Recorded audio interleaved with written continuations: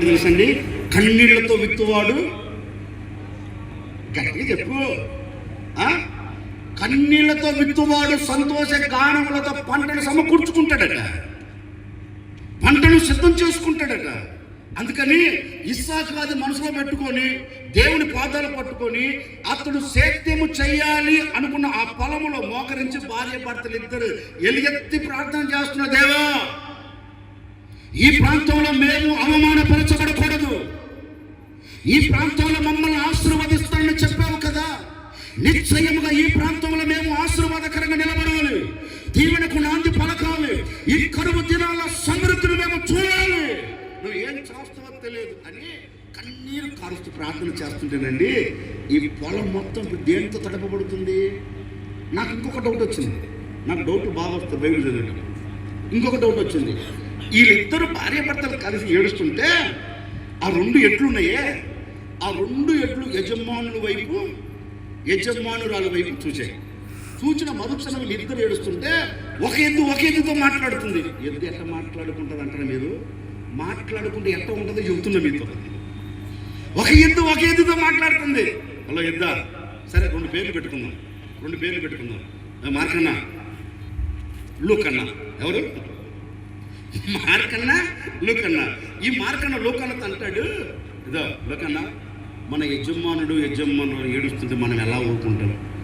ఈ లూకన్న ఈ మార్కన్నతో అంటాడు, నిజమే కదా, వాళ్ళిద్దరు ఏడుస్తుంటే మనం ఇద్దరు ఏడవకపోతే బాగుంటుంది కదని ఆ ఎడ్లు కూడా అండి వారితో పాటు ఆ పొలములో అట్లాగే పప్పుగా కూలి ఇప్పుడు ఎడ్లు కూడా ఏం చేస్తున్నాయి?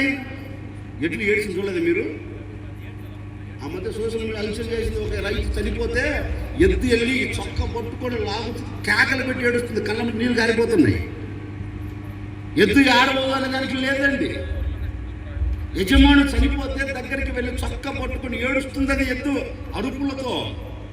ఈ రెండు ఎడ్లు కూడా యజమాను చూసి కన్నీరు కారుస్తున్నాయి. ఏమని మొరపెడుతున్నది తెలుసా? నోరు లేకపోయినా వాటి నోరు నేను అనుకోండి కాసేపు, ఎట్ట నోరు? ఆ రెండు ఎడ్ల మార్కన్నా లూకన్నా వీళ్ళిద్దరికి నోరు నాదే అనుకోండి కాసేపు, డైలాగ్ నాదే. ఏమంటుండే రెండు ఏమని దేవుని అడుగుతున్నా తెలుసా? అయ్యా ఇదిగో నా యజమానులు ఆగిపోమ్మని చెప్పింది నువ్వే కదా, ఆశీర్వదిస్తానని చెప్పింది నువ్వే కదా, తోడుగా ఉంటానని చెప్పింది నువ్వే కదా, మరి నా యజమానులు ఆశీర్వదించు, నా యజమానులు కడుపు నిండితే నా కడుపు నిండుతుంది. అందుకని నీవు నిశ్చయముగా మాట ఇస్తే తప్పే దేవుడవు కాదు కనుక నా యజమానులు ఆశీర్వదించు అని ఈ రెండు ఎడ్లు కూడా ఏడవడం ప్రారంభమైంది. ఇద్దరు మనుషులు, రెండు ఎడ్లు, నలుగురు కలిసి ఏడిస్తే ఎకర పొలం ఏమైంది? ఇంకా లేచారు, ఇక దున్నటం ప్రారంభించాడు. సరే దున్నేదానికి తెలిసింది, మరి విత్తనం వేసడానికి కావాలి కదా, పదును కావాలి కదా, మళ్ళా కూర్చొని మళ్ళీ మోహరించాడు. నలుగురు కలిసి ఏడుస్తున్నారు. సరే పదునైపోయింది, విత్తనం వేశారు. మరి ఈ విత్తనం భూమిలో నుంచి మొలకెత్తాలంటే ఏం కావాలి? నీరు కావాలి కదా. మరల వచ్చారు నలుగురు, వచ్చి మరల మోహరించి ఏడుస్తున్న, దేవా విత్తనం అయితే విత్తాము, దున్నటం అయిపోయింది, విత్తడం అయిపోయింది, మరి ఇవి మొలకెత్తాలి కదా, ఏం చేస్తావో తెలియదు. ఈ కరువు దినాలలో ఈ పంట ఆశీర్వాదకరంగా నిలబడాలని నలుగురు కలిసి ఏడుస్తానండి. రోజు వాళ్ళ డ్యూటీ ఏంటి? వస్తున్నారు, ఏడుస్తున్నారు, అంటే ప్రార్థనలో ఏడుస్తున్నారు. ఆ ప్రార్థన రోజు పొలమంతా ఏమవుతుంది? అందుకే కీర్తనకాడు అంటాడు, కన్నీళ్లతో విత్తువాడు. కన్నీళ్లతో విత్తారు. ఇప్పుడు పంట కోసం ఎలా వస్తున్నారు? ఊరు నాయుడుపేట మొత్తం జనాల ప్రాంతం అంతా ఇక భూతద్దం బిడ్డు చూస్తున్నారు. ఎవరిని? ఇస్సాకు పొలాన్ని. ఇస్సాకు పొలం భూతద్దం పెడుతువరే బాబు. ఈ లక్షల ఎకరాలన్నీ ఏమైపోయాయి? బీడు మారిపోయాయి. ఏంటి? ఇస్సాకు సేద్యపరిచిన ఈ పొలం ఇంత పచ్చగా కలకలలాడుతూ పైరు చేతికొచ్చిందేంటి? ఇది ఎలా సాధ్యం అని ఇస్సాకు దగ్గరికి వెళ్ళి, ఆ రోజుల్లో ఈ ఛానల్ లేవు కదండి, టీవీ ఛానల్ లేవు కదా, ఆడవరికి నా ఛానల్ ముందెళ్ళాలని లేదు కదా. వాళ్ళ ఊర్లో ఉన్నవారు వెళ్ళి అడిగారు, ఏంటి ఇస్సాకు అంటే, ఇస్సాకు ఒకటే చెప్పాడు, ఏం లేదు, ఇదిగో నా దేవుడు నాతో మాట ఇచ్చాడు, నేను నీతో కూడా ఉంటాను అని చెప్పాడు. ఉన్న దేవుడు ఏం చేశాడంటే నన్ను అంచెలంచెలుగా ఆశీర్వదించడం ప్రారంభించాడు. ఈ కరువు దినాల సమృద్ధిని నేను చూచినట్లుగా నా దేవుడు ద్వారం పిలిచాడు అని వచ్చిన వారందరికీ చెప్పారు. వాక్యంలో రాయబడిన మాటను తెలుసా? యెహోవా అతనికి తోడై ఉండినందువలన అతడు ఆ దేశములో గొప్పవాడయ్యాడట.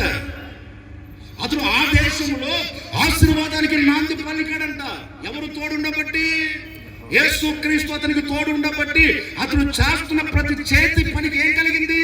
ఒక ఆశీర్వాదం. అంటే యేసయ్య అతనితో ఉన్నాడు కనుక అతని ఏ పని ప్రారంభించినా దానిలో దీవెన చూచాడు. ఈ రాత్రి ఓ సేవకుడిగా నేను కూడా మీతో అదే చెప్తున్నాను.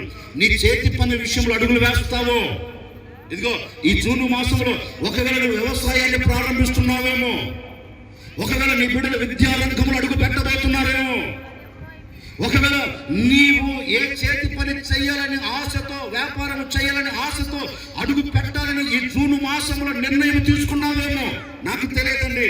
సర్వశక్తి కలిగిన దేవుడు మీతో చెప్పమన్నారు. ఒక సేవకుడిగా నేను మీతో చెబుతూ ఉన్నాను.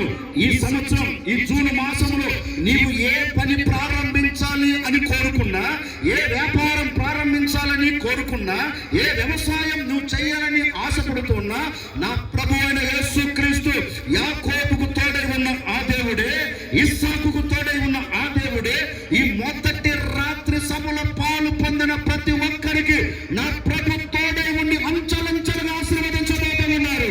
అంచెలంచెలుగా దీవించబోతూ ఉన్నారు. నీ వ్యవసాయ రంగం ఈ సంవత్సరం దేవుడు దీవెనకరంగా ఉంచబోతూ ఉన్నారు. నీ వ్యాపారంలో నీ అభివృద్ధిని చూడబోతూ ఉన్నావు. నీ బిడ్డల చదువుల రంగాలలో గొప్ప జయములు చూడబోతూ ఉన్నావు. ఈ మాసంలో నీవు ఏది ప్రారంభించినా, ఈ సంవత్సరంలో ఈ దినం నుండి ఏది ప్రారంభించినా దానిలో విజయం చూడబోతూ ఉన్నావు. ఆశీర్వాదాలు చూడబోతూ ఉన్నావు. ఆశీర్వదించగలిగిన దేవుడు ఈ రాత్రి చట్టక్కన చెబుతూ ఉన్నారు. భయపడకు. ఈ రాత్రి నా ప్రభువైన యేసు